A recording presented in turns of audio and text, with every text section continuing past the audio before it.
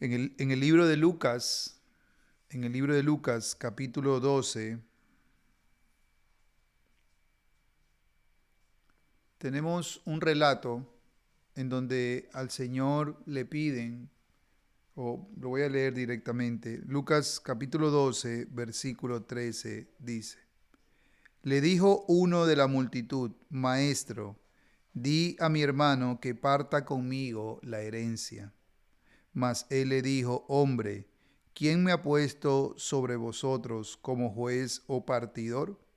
Y les dijo, Mirad y guardaos de toda avaricia, porque la vida del hombre no consiste en la abundancia de los bienes que posee. Brevemente quisiera reflexionar en estas palabras de nuestro Señor, la vida. ¿En qué consiste la vida? Estos meses en que hemos enfrentado una pandemia y en donde la muerte, creo yo, la hemos palpado todos hemos palpado la muerte tan cerca. Yo creo que me atrevo a decir que nunca hemos palpado la muerte tan cerca o tan ampliamente como en estos tiempos, donde hemos visto morir a muchas personas. Y cuando uno ve estas cosas, cuando uno vive estas cosas, experimenta estas cosas, definitivamente, hermanos y amigos, quien no se esté haciendo preguntas como, por ejemplo, ¿qué es la vida? ¿Hay un Dios? ¿Tiene propósito la vida? Quien no se esté haciendo preguntas así está muerto. Porque todo lo que está pasando en el mundo nos debe invitar a la reflexión solemne. Todos los que ya han partido de este mundo, todas esas muertes, todas esas pérdidas, queridos jóvenes, nos deben llevar, y también ustedes, los más adultos, nos debe llevar a ser más serios en nuestros pensamientos. La muerte y la vida son realidades solemnes que a veces podemos vivir la vida de manera tan vacía, tan vana, sin darnos cuenta lo que realmente es la vida. Entonces aquí tenemos al Señor una situación donde un hombre le pide al Señor que le diga a su hermano que comparta con él la herencia. Y entonces el Señor aprovecha esta ocasión para hablar de un tema tan fundamental, tan importante como qué es la vida. Y el Señor les dice, mirad, mirad y guardaos de toda avaricia, porque, de forma categórica lo dice, porque la vida del hombre no consiste en la abundancia de los bienes que él posee. La vida del hombre no lo dice el pastor, no lo dice el filósofo, no lo dice el sabio de este mundo, lo dice el Señor Jesucristo. La vida del hombre, la vida suya, la vida mía, mi querido joven, no consiste en la abundancia de los bienes que posee. La vida del hombre no consiste en el tipo de ropa que se pone, en la marca que usa. La vida del hombre no consiste en la colonia que usa o la marca de la cartera o de los zapatos que usa. La vida del hombre no consiste en el carro en el que anda, en el tipo del carro en el que anda. La vida del hombre no consiste en los títulos que tiene o que no tiene. Porque este asunto que Jesús dice, no lo dice por gusto. El Señor está mostrando aquí el pensamiento de los hombres de este mundo. Hemos sido moldeados por este mundo.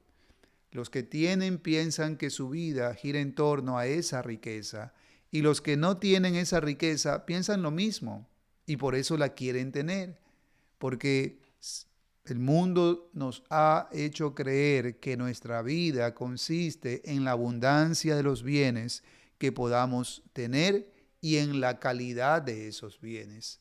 Ahora, por supuesto, no negamos que los bienes nos dan confort, nos dan comodidad, pero Cristo es claro al decir la vida no consiste en eso. Y entonces él aprovecha la ocasión y cuenta una parábola. Y la pregunta es, si la vida del hombre no consiste en la ropa que se pone, en la universidad a la que va, en el título que tiene, en el carro en el que anda, en las marcas de los zapatos que usa, en el tamaño de su casa. Si la vida del hombre no consiste en eso, Señor, aunque el mundo diga que sí, entonces la pregunta es, ¿en qué consiste la vida? ¿En qué consiste la vida? Entonces el Señor cuenta una parábola. Las parábolas fueron historias sencillas. Esa fue una de las cosas maravillosas de nuestro Señor como maestro de la verdad de Dios, que Él tomaba las cosas, las situaciones, las circunstancias sencillas de la vida cotidiana y contaba historias. Y en esas historias Él introducía verdades profundas, eternas, de tal manera que así el Señor nos ayudaba y hoy también nos ayuda a entender cosas profundas. Esta es la historia, escúchenla con atención. Estoy en Lucas capítulo 12 para los que quieran buscar en sus Biblias. Lucas capítulo 12, versículo 16. Después de haberles dicho claramente que la vida del hombre no consiste en la abundancia de los bienes que posee, Él les dice, también les refirió una parábola, diciendo, la heredad de un hombre rico había producido mucho, y él pensaba dentro de sí, diciendo, ¿qué haré? Porque no tengo dónde guardar mis frutos. Y dijo, esto haré, derribaré mis graneros y los edificaré mayores, y allí guardaré todos mis frutos y mis bienes. Y diré a mi alma, alma, muchos bienes tienes guardados para muchos años. Repósate, come, bebe, regocíjate. Pero Dios le dijo, necio, esta noche vienen a pedir tu alma, y lo que has provisto, ¿de quién será? Esa fue la historia que el Señor contó. Ahora, ¿qué significa esta historia? Esta historia está asociada a lo que el Señor ya había dicho, en los versículos anteriores, respecto a que la vida del hombre no consiste en la abundancia de los bienes que posee. La pregunta entonces es, si en eso no consiste la vida, Señor, ¿en qué consiste? Y entonces cuenta esta historia. Ahora, presten atención. ¿Cuál es la explicación de esta parábola? No tenemos que interpretarla porque el mismo Señor dio la explicación de esta parábola. ¿Por qué Él contó esta parábola? ¿O cuál es la enseñanza de esta parábola? Dice el versículo 21. Así es el que hace para sí tesoros y no es rico para con Dios. Así es el que hace para sí tesoros y no es rico para con Dios. Así es. ¿Cómo? Como el necio, como el hombre necio, el hombre rico de la historia que él contó, pero que además de ser rico también fue un hombre necio. ¿Y en qué estuvo su necedad? ¿En qué estuvo su necedad? Estuvo en esto. Es una necedad, amigos, vivir para lo terrenal descuidando lo espiritual. Es una necedad vivir para lo terrenal descuidando lo espiritual. Nosotros somos, en esta historia, hay algunas verdades tejidas de las cuales somos conscientes. Si esas realidades no existieran, entonces no habría problema de vivir solo para lo terrenal, porque ahí acabaría todo. Pero en esta historia está tejida algunas cosas importantes. Primero, tenemos un alma. Usted no solo es un cuerpo, tenemos un alma, y el hecho de que tengamos un alma, eso nos recuerda de que hay realidades espirituales, y una de ellas es que Dios lo creó a usted y a mí con un alma. Cuando Dios hizo al hombre en el Génesis, la Biblia dice que luego de haber creado el cuerpo del hombre, Dios sopló aliento de vida sobre el hombre y fue el hombre un ser viviente. Dios nos ha dado un alma. Todo ser humano es su ser lo conforma una parte física tangible que se llama cuerpo y una parte no física, no visible, no palpable, no tangible, que la Biblia llama alma. Cuando una persona muere, lo que ocurre es que hay una separación de estas dos realidades. Y por eso la muerte es una intrusa, es una extraña, porque separa lo que somos. Y por eso la promesa del Evangelio, la gran promesa del Evangelio, es que un día, cuando llegue el gran día de la segunda venida de Cristo, inmediatamente ocurrirá la resurrección de todos los que murieron. Todos los muertos serán resucitados.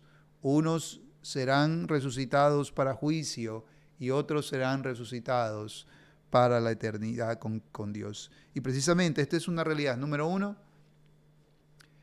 es una necesidad vivir solo alimentando mi cuerpo, dándole de comer como este hombre. Dice, este hombre era consciente que tenía un alma, pero descuidaba su alma. Dice, no sabía qué hacer con todo lo que tenía y dice, ya sé lo que voy a hacer. Voy a derribar mis graneros y los voy a hacer mayores, los voy a hacer más grandes. Y diré a mi alma, alma, muchos bienes tienes guardados para muchos años. Repósate, come, bebe, regocíjate. Todo lo terrenal. Así que es una necedad vivir solo para las cosas de esta tierra y de este mundo. Número uno, cuando entendemos que no solamente somos un cuerpo, sino que también tenemos un alma.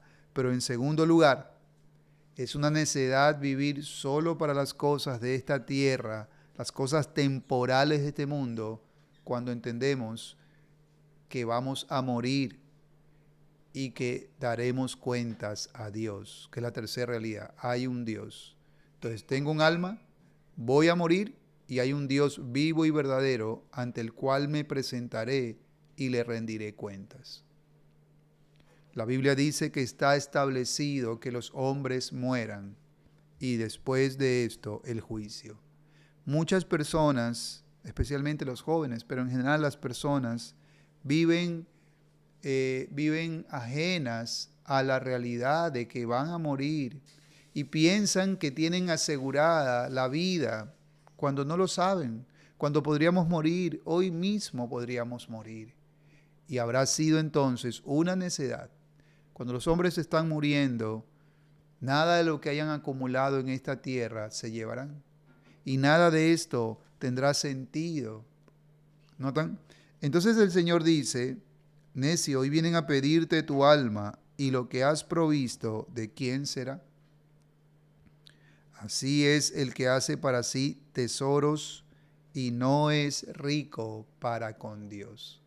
Es decir, vivir la vida, mis amigos y hermanos, ausente de Dios es una necedad. ¿Por qué?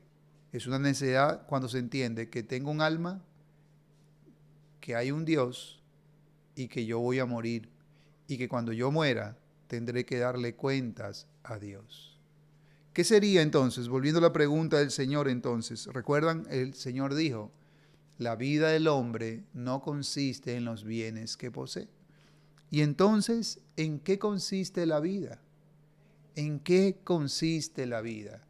Jesús lo ha dicho, en ser rico para con Dios. Hay varios pasajes en la Biblia que enseñan esto, aunque usan un lenguaje diferente. Hay varios pasajes en la Biblia. La vida, mis amigos, consiste en reconciliarme con Dios. La vida verdaderamente consiste en volver a tener amistad con Dios. Por causa del pecado, todo hombre ha vivido en enemistad desde su nacimiento. Hemos vivido de espaldas a Dios, aún los más religiosos.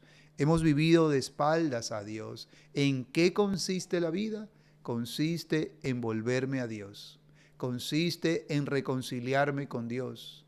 Consiste en amarlo, conocerlo, servirlo, honrarlo, vivir para su gloria. La vida del hombre, Dios creó al hombre para su gloria. Por causa del pecado, todo hombre se ha rebelado y se ha ido de Dios. Pero el propósito no ha cambiado. En el libro de Isaías, el Señor dice, para gloria mía los creé, los formé y los hice.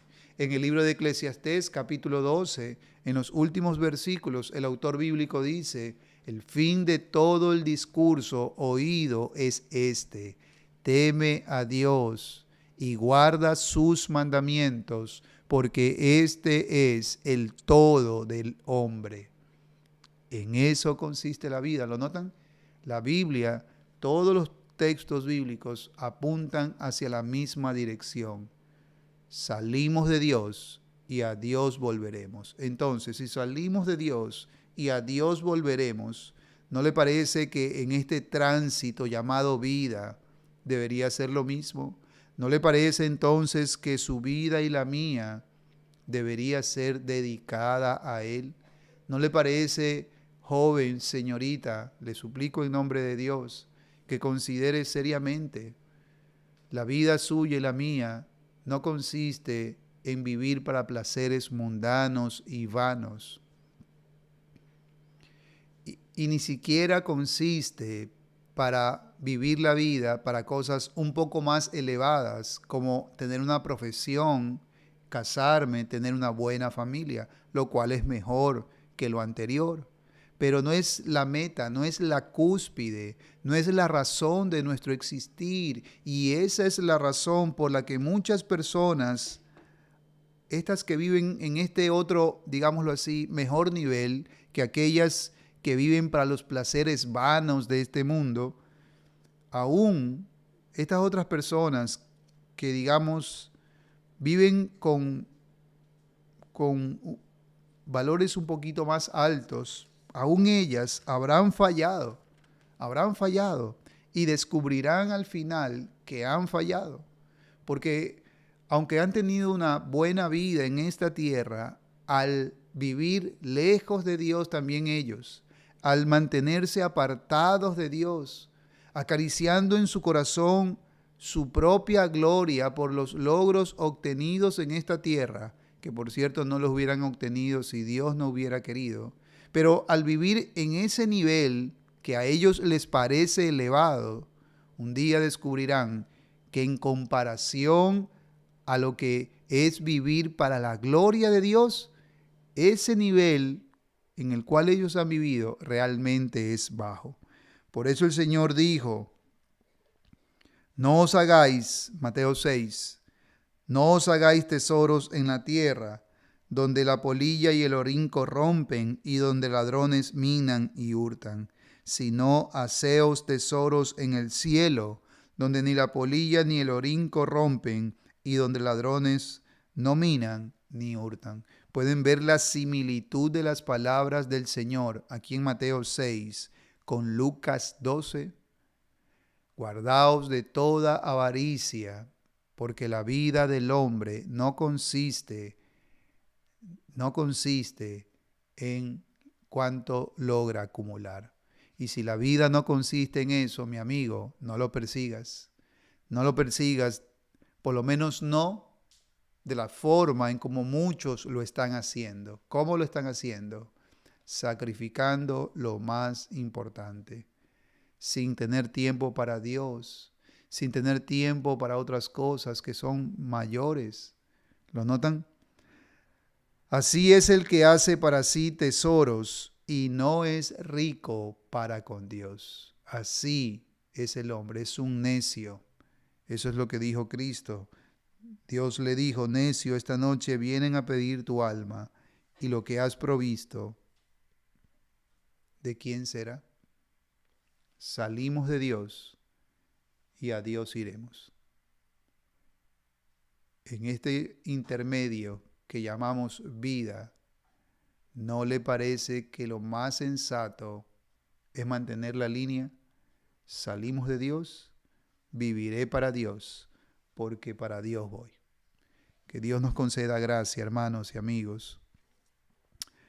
Hay una sola manera, entonces, de aprovechar la vida bien, y es volviéndonos a Dios. Por eso vino Cristo al mundo, para hacer algo que el hombre no podía, reconciliarse con Dios. Cristo se ofreció como un mediador. Cristo es el único mediador entre Dios y los hombres. Eso es lo que enseña el Evangelio. Hay un solo mediador entre Dios y los hombres. Y la razón por la que Cristo vino, entre otras cosas, como un mediador solo es necesario donde hay enemigos. Y la Biblia así describe la relación de todo hombre con Dios. Todo hombre por causa del pecado se ha hecho enemigo de Dios. Y por eso en el libro de Corintios y de Romanos la Biblia habla de esta manera. Pablo habla de esta manera. Reconciliaos con Dios. Pablo dice, como si Dios rogase por intermedio mío, os ruego, reconciliaos con Dios. Y Cristo vino para por medio de él, pecadores como usted y yo, podamos reconciliarnos con Dios y vivir la única vida que tenemos para el verdadero propósito para el cual se nos dio la vida, la gloria de Dios. Le invito, en nombre de Dios, finalmente un día moriremos todos. No quiero deprimirlo, no intento deprimirlo, simplemente quiero ser realista. Moriremos. No sabemos cuándo, no sabemos si un día, 2 o 10 años más, pero muchos hemos determinado que si el Señor nos da un día o 10 o 50 años más, para Él viviremos. Viviremos para su gloria, porque hemos comprendido lo que Cristo dijo aquí. Es un necio el que hace para sí tesoros y no es rico para con Dios. Pero el hombre que tiene a Dios es un hombre rico, es un hombre millonario. Que Dios nos conceda gracia. Oremos al Señor y vamos a orar por los motivos generales y luego oraremos también por los motivos específicos. Consideremos siempre, queridos amigos, la importancia de asegurarnos que estamos viviendo de esta forma. Incluso los hermanos que van a la iglesia deben asegurarse de no estar viviendo la falsa religión. Es muy fácil confundirnos y pensar que como estoy en la iglesia, yo estoy viviendo bien de esta forma y que ya no soy como aquel hombre necio que insiste. No, es muy fácil. Asegurémonos que no estamos viviendo en la falsa religión.